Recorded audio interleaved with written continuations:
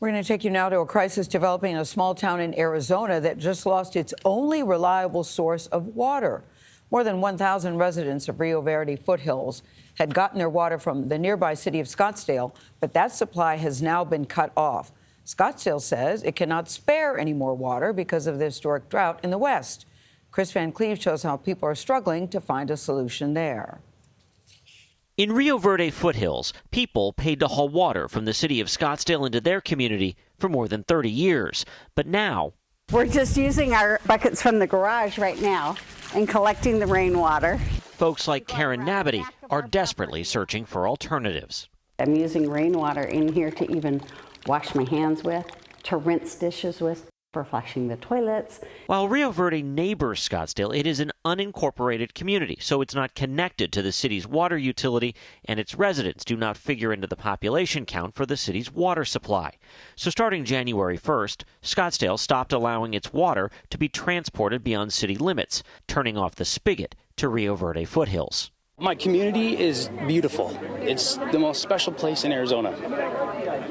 And if it doesn't have water for the people that live there, it's going to die. Last week, Rio Verde residents packed Scottsdale's city council meeting to protest the new water restriction. Dozens also filed a lawsuit against the city, arguing the policy would cause immediate and irreparable harm, and asking the court for a permanent stay against the move. It really was not reasonable for them to expect that they had a forever supply. Scottsdale's going to look like the big, mean city that's cutting these people off from water, but they have their own citizens who need that water as well. Exactly. Water policy expert Sarah Porter tells CBS Mornings Rio Verde residents will likely have to turn to other costlier water sources or build infrastructure of their own. One potential provider, Canadian-based utility Epcor, has said it's willing to help, but it'll need at least 2 years to get up and running.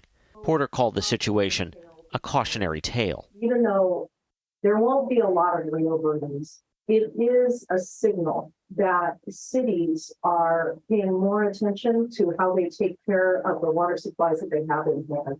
A sentiment echoed by Scottsdale Mayor David Ortega, who spoke with Brooke Silva Braga for CBS Saturday Morning last November. Why not just let those few people keep the water for a little longer? They should manage their own destiny with their own water. Yeah. We have to adapt, and then we have to adapt more, and we have to adapt more. For CBS Mornings, I'm Kris Van Cleave.